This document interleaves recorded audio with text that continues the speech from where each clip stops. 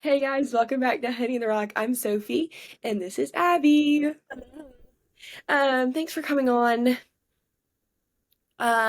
This summer, Abby was our Care Bear at camp. And she just took care of us so well, and she's literally so gentle and kind and sweet. But she's also funny and so intentional. And so I'm excited for you guys to hear from her some more. So do you want to tell us a little bit about yourself Yeah, first? well, that's a very sweet introduction. You're awesome, Sophie. I'm a senior at Samford University in Birmingham, Alabama. I'll be graduating there in December, which is crazy. Yeah. With a degree, I'm majoring in religion and also psychology. And then I'm originally from Huntersville, North Carolina, which is just outside of Charlotte. But yeah, I'm about to graduate. Crazy, but Easy. yeah. Um, Sanford is in Alabama. hmm Yeah. Okay. Um, I don't know, because like, what colors are We're like navy red and white. they? So Okay. like think American flag, like Yes. that type of. Okay, yes. hmm We play against y'all. hmm Furman plays against you guys. I was like, wait, I think I'm seeing I because I knew the school, but I'm like, I think we actually play against y'all. Yeah. And our fun fact is Abby's brother goes to Furman with me. hmm I think we actually had country music class together. Oh my word, you must have had country music class together because he talked about his country music class all the time. Yes. And I think we sat like 3 seats away from each other. And it was like not a real class. Like it's one of those things where I'm sitting in here and it was like first day of college and I'm sitting in a country music class and I'm like, is this real? Yeah. Like, is Am I this getting credit for this? yes? I'm like, what in the world is happening? And my teacher's just like playing the banjo in front of the class and we're clapping along. And I'm like looking around, like, is this normal? Like, please let me tell. And then I told Abby this, but at the end, like in the spring, me and my roommate were in like the dining hall and we saw him walk by with his future book bag on and we were like tweaking out. She was like, oh my gosh, go say something. And like I was like way too scared to say something. But I was like, I know Fuge, I know, no Fuge. And it was just surprising to see somebody else with it. And then I got to our campus of Fuge and I met Abby and I was like, I know your brother. hmm So it's a little small world. It Um, is. that is sweet. And okay, what did your summer look like a little bit, just for their insight? hmm Yeah, so as the care director at NGU, I was responsible for handling any incidents that came up in conversations with students or on opening night when they fill out these cards called Tell Me About Yourself cards. And if anything arises on those cards that might classify as something that is an incident, something concerning that we might need to follow up on, I would be in charge of kind of having that follow up conversation, whether that's with a group leader or whoever needs to be had with, or with students themselves. So as things like that came up during the week, I would get that information from the staffer and then follow up with whoever I needed to follow up with. And I also kind of got to walk alongside the staffers as they navigated this summer emotionally and mentally because it is a lot. It's a lot to be responsible for a bunch of students every week and kind of carry their burdens with you. And also, it's physically demanding and it's exhausting, and there's so much going on.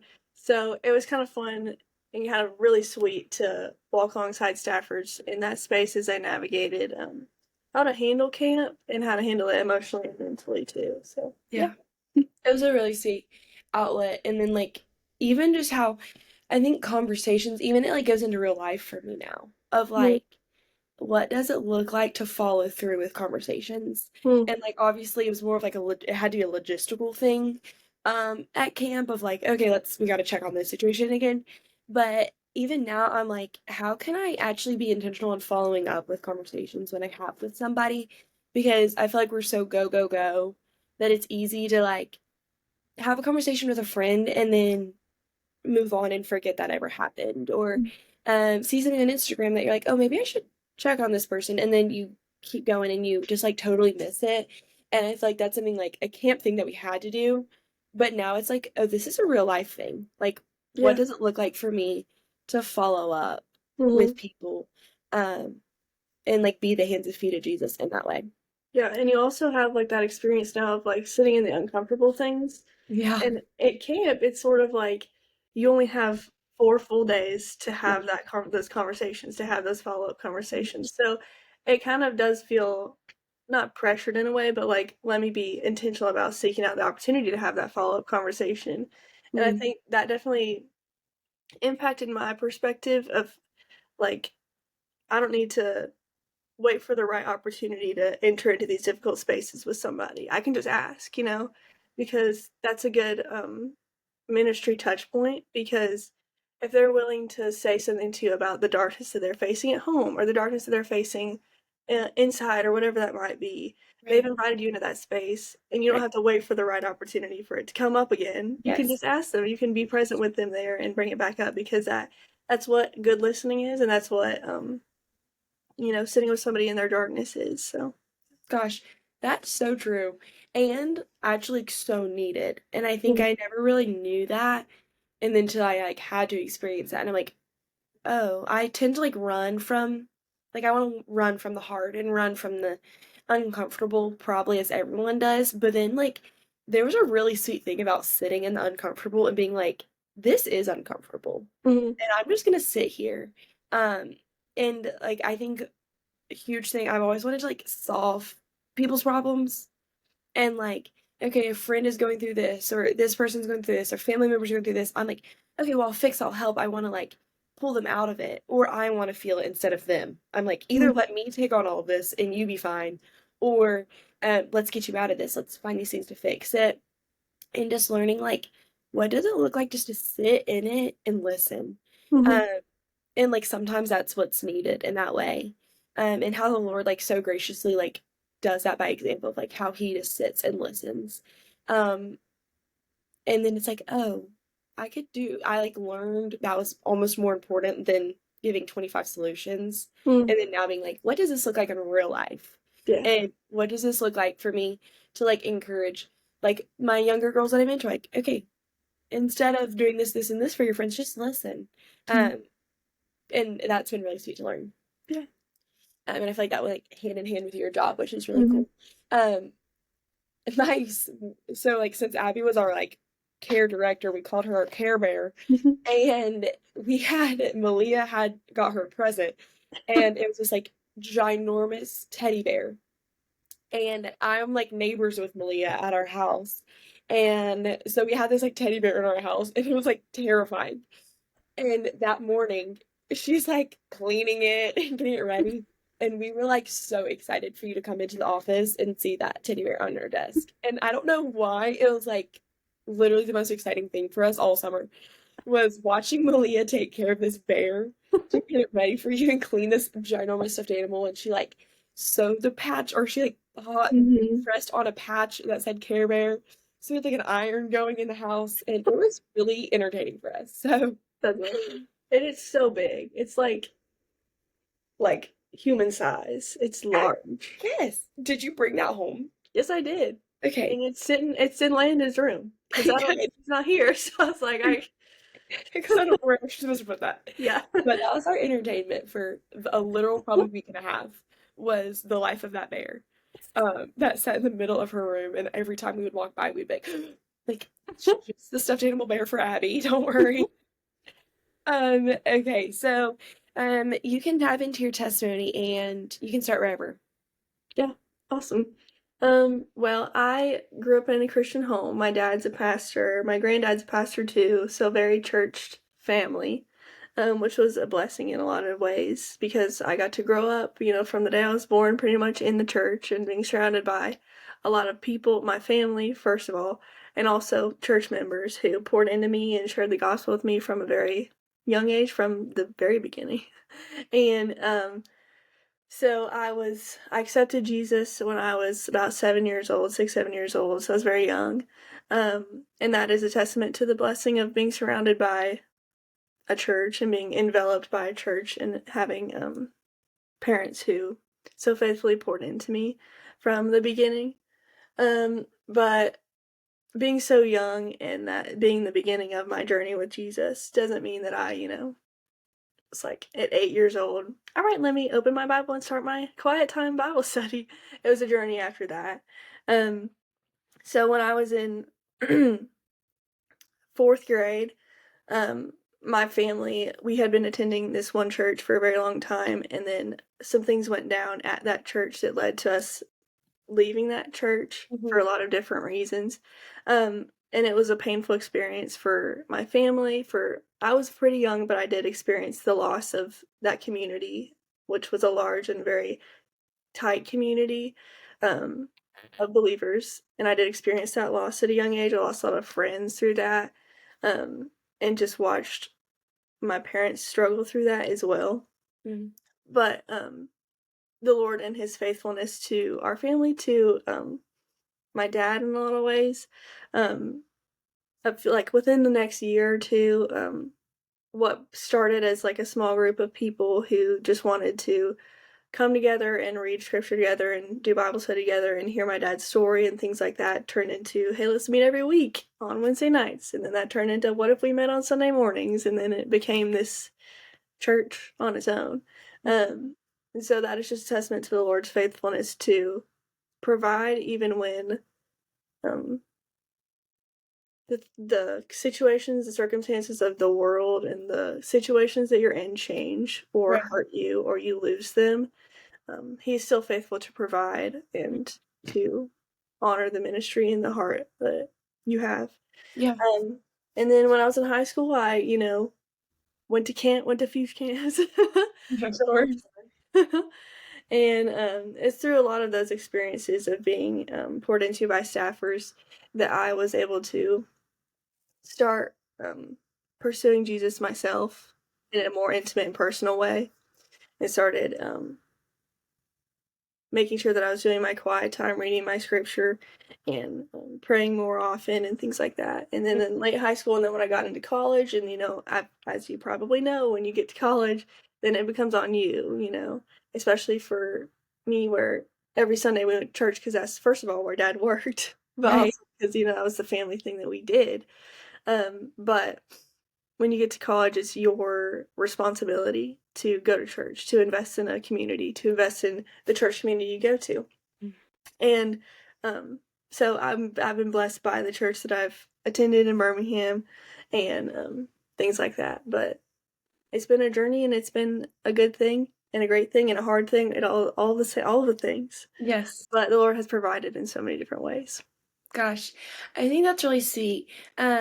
As I've gotten older, I think I took for granted a lot the generational faithfulness of the Lord in my family. Mm, And growing up or in high school, I'd be like, I wonder what it'd be like to have like not been raised in a Christian home and then had to meet Jesus in a radical way and it being like fall off my bed, like, you know, Saul turning to Paul like on the Damascus Road. Like mm, and I was like, I wonder what it'd been like to have that type of experience. Um, and then the Lord was just like, okay, wait, look.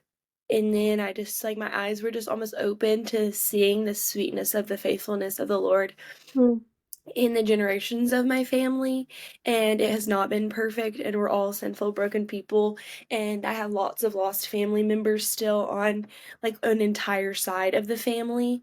But then when I get to look at my grandma and then her mom and seeing how they raised their families to know the Lord, instead of it being like, oh, I wonder what it's like to been like fallen off the bed to see the Lord, and instead being like, wait, what a cool story that is to mhm, say, I got to go to church with my grandma, and I got to watch my grandpa sit at the table reading his Bible, and then I got to watch my mom sit in her closet growing up reading her Bible, and I got to watch my dad take us all to church on Sunday mornings. And like, instead of it being like, oh, I wonder what it would have looked like to go from this to this, instead of being like, what a gift that is. mm, Um, mm, and then, of course, it comes with challenges of like making sure your faith is your own, not just piggybacking off of like, oh, well, my aunt and uncle and every single cousin I've ever known goes to church. It's like, okay, yeah, that's awesome. And who is Jesus to you? And you said like an intimate personal relationship with Jesus. Like, okay, this is what I've known my whole life. This is what I've done my whole life because this is what my family does. But then there becomes a time where it's your relationship and it's your intimate personal relationship with Jesus that you have to step into. And then it's like you get to college and it's like okay, you don't have to go to church. You can go and party, and you can go do this, and you can't, no one's stopping you. And it's being like, no, but this is who Jesus is, and this is who I know Jesus to be, and I'm gonna go. Mhm. And it's, I think, a really sweet thing to experience of being like, the Lord has been faithful to generations in my family, and now I get to step into this on my own because of what I've seen him do. Mhm. And so I think that's sweet. Yeah. Mhm. And just like clearing your family. And like obviously, like if that's not somebody's story, then there's a really sweet thing to their story too. Of like I've had lots of interviews or just even met people this summer of being like, oh, my family is so lost, or Mhm. it's so hard because I want my parents to come to church with me and they don't, or I wish my brothers would go to church, or I wish my sister, like that is so hard. But then there's also sweetness to that story of the Lord pulling, like pursuing so clearly you and pulling you even in the midst of that. So obviously, like the Lord uses both stories, either this generational faithfulness or being the first generation um, Christian. Either way is really sweet, and the Lord uses both of those. But I think that's a really sweet part of your story that the Lord was just like, Mhm. "Hey, here's this." Mhm. Um, so you said like growing, like the change that happened in the church Mhm. was hard, and then the Lord is faithful, and then probably the change again to go to college. Um, what did you do in those things to keep the Lord consistent in the midst of change? Yeah. I think more recently in terms of like going to college and things like that, um prioritizing my personal time in the word and my personal time in prayer. And for me that looks like keeping like journaling, and I know that's a lot of people do that, but it is really handy because it holds you accountable to remain focused on what you're doing and focus on your time with the Lord and things like that. But also I still have like the notebooks from like every year of college, and since being in school. Um, and it's cool to be able to, like, if I wanted to, I could go back to the journal that I had freshman year and I could probably read prayer after prayer of like, I don't know what I'm doing. And Yeah. I'm so nervous about this test and this class. And I wish I had this and all of these things. And just to see the faithfulness of the Lord to see me through that transition initially to get there, and also through all of freshman year, and then all of sophomore year, and then all of junior year. Um, and then I also think surrounding yourself with fellow believers who are also running the race at the same pace or faster than you are has been also very helpful, because I have been blessed with a lot of friends in college at Sanford who are running the race and running it faster or running at the same speed that I am. And I think that, like, for example, me and my roommate Michaela, shout out Michaela, she we do our quiet time at the same time, like right before we get to bed. And so that, even if we're not outwardly saying like, did you do your quiet time today, we're holding each other accountable in that. And we know that we can pray for each other and that we can lean on each other for hard things because we are like-minded and because we both are confident in each other's races with Christ. And I think that surrounding yourself with people, especially when you get to college, especially when you are in that season of transition, is very crucial to holding yourself accountable, but also being able to lean on other people when your parents, like if you have, in our case, a family who also loves the Lord and who pursues the Lord, when you're not with them anymore, it's really important to surround yourself with a community that is with you and will pursue Jesus alongside you. So yeah. Yeah, that's actually so good. Me and my roommate do like a very similar thing of like I'm sitting at my desk reading my Bible and she's sitting at her desk reading her Mm-hmm. Bible. And then like the more we would like be like, "Oh, guess what, Lord, I just thought like what I just read." And the more conversations we had, it was so cool to see the Lord like teaching us Mm-hmm. such similar things, but it would be like in different books of the Bible or in different songs that we would hear. And it was just like so cool to like be putting it all together. I'm like, oh my goodness. She'd be like, what you said earlier as you read your Bible, I just heard a song and it was just that. And listen to Mm-hmm. this. And it ended up being a really sweet thing. And then like when it was hard or when doubt came or when it was easier to like go with the world, we had somebody to keep us accountable. And it was just like, oh, this is why we're made to do life in community. Mm-hmm. And so it's like, even if you don't have a family that might be pursuing the Lord with you, there is community that can do that. it's like get plugged into the local church, Mm. or get plugged into your local college ministry, Mm. and just like or whatever phase of life you're in. Like there's ways to get involved and find that community, and like there's it's a gift from the Lord, and like to take advantage of. And so I think that's really sweet that you had that at school. And it's just like that is like to keep Jesus the consistent in the midst of change. We need somebody to walk alongside of us in that. And so And that's I think another great thing about having a strong community of believers is that you can be confident that, like, I don't know how to phrase this, but like Jesus is in every interaction that you have, you know, yes. and that he can be brought into the mundane moments by just y'all's presence together, you know, and choosing to gather together. Whether like me and my friends will get like I have this friend named Jana, and we would sit in the library like in between classes last year, Mm-hmm. and we would just talk. And sometimes the conversation would be about absolutely nothing, but other times we would get theological, or we would get talking about like somebody said this on a podcast or on Right. at church, and we were talking about that, and we can break down things like that. So it's cool that like friends and community of believers is not limited to the church. Like that's a great place to find that community, but it's cool Yes. that like when you can walk through life with those people, you can bring church to every single moment that you're in. Gosh. And bring the Lord into every single moment that you're in, if that makes sense. That's so good. That's so true. Like I literally I was like sitting on library steps, and we were just like deep dive. And I was like, how did we get here? We were just talking about what I eat for lunch. Mm-hmm. And it really is sweet. And it's like, okay, this is why I'm here. Yeah. Keep walking in this. That's so sweet. What's next for you? So you're graduating in December, and what does that look like? Yeah. Well, my plan is to go into counseling one day, and to get there my plan would be to get a Master of Social Work next. So that's going to be a lot of my semester coming up is applying to grad schools, to start next fall. But yeah, I'll be interning this semester at this place called Lifeline Children's Services, which is a foster care and adoption service. They have a lot of different locations across the United States. They also do counseling, family counseling, and things like that. And I'll be working with their church partnerships team and their church programming team. So I'm really excited about that. That's awesome. That's so cool. And just to like get to pour into something like that, but then also like experience things to see what is next for you is so cool. Okay, that's awesome. Wait, that's so exciting. I don't want to hear. I'm gonna look at that.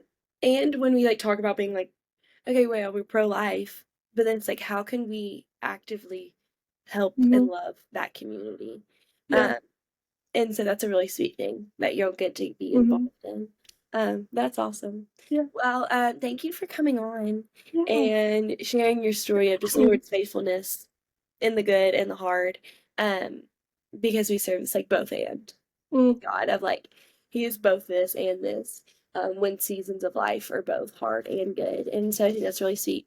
And I'm excited to see where the Lord takes you in that. Just your ability to listen and love people so well. So, and thanks for coming. Thanks for having me, Sophie. And thank you guys for listening. And we'll see you next week. Bye.